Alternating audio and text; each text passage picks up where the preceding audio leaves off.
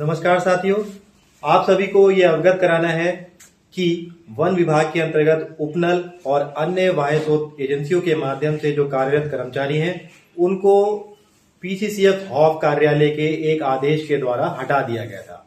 कुछ लोगों को मौखिक रूप से हटा दिया गया था, कुछ लोगों को लिखित रूप में हटा दिया गया है। इसी संबंध में आज माननीय उच्च न्यायालय नैनीताल में केस की सुनवाई हुई। जैसा कि आप लोगों को पता होगा, परंतु मैं इस केस के विषय में फिर से बता दूं। दो केस हैं और उनकी रिट पिटीशन क्या है ये नंबर भी मैं आप लोगों को स्पष्ट कर देता हूं। पहला है 2309 और दूसरा है 2310। इसमें Dinesh Chauhan versus state of Uttarakhand, Dinesh Parihar versus state of Uttarakhand है केस।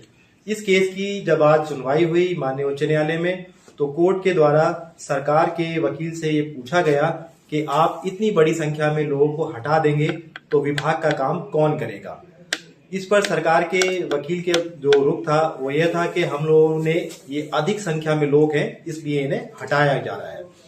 इस पर सरकार ने और स्पष्ट रूप से जानने के लिए कि वास्तविकता क्या है, प्रमुख वन संरक्षक हॉफ और सीसीएफ मानव संसाधन को व्यक्तिगत रूप से कोर्ट में उपस्थित होने के लिए कहा, जिसपे सरकार के वकील के द्वारा ये कहा गया कि इन अधिकारियों के ऊपर बहुत सारे कार्य होते हैं और कार्य की अधिकता के कारण ये व्यक्तिगत रूप से उपस्थित नहीं हो पाएंगे। तो कोर्ट ने इन्हें राहत देते हुए ये कहा कि आप वीसी के माध्यम से कोर्ट के समक्ष उपस्थित होंगे और इस संबंध में स्पष्ट करेंगे कि इतने बड़े संख्या में आप कर्मचारियों को क्यों हटा रहे हैं। बड़ी बात यह है सामने हमारे कि शासन के द्वारा किसी भी आदेश में ये नहीं कहा गया है कि कर्मचारियों को हटाया जाए।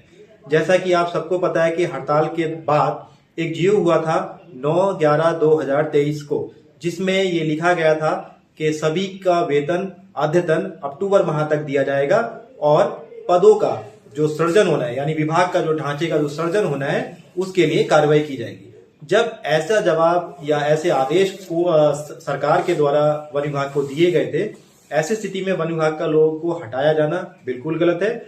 और इसी के साथ एक और जियो भी हुआ था जिसमें 2187 पदों के सापेक्ष 1113 पदों को स्वीकृत किया है शासन ने, और जो बाकी बचे हुए पद थे 1047 उसके लिए भी प्रस्ताव मांगा था, परंतु वह सारे प्रस्ताव ना देने के बजाय विभाग द्वारा लोगों को हटाए जाने की कार्रवाई की जा रही है।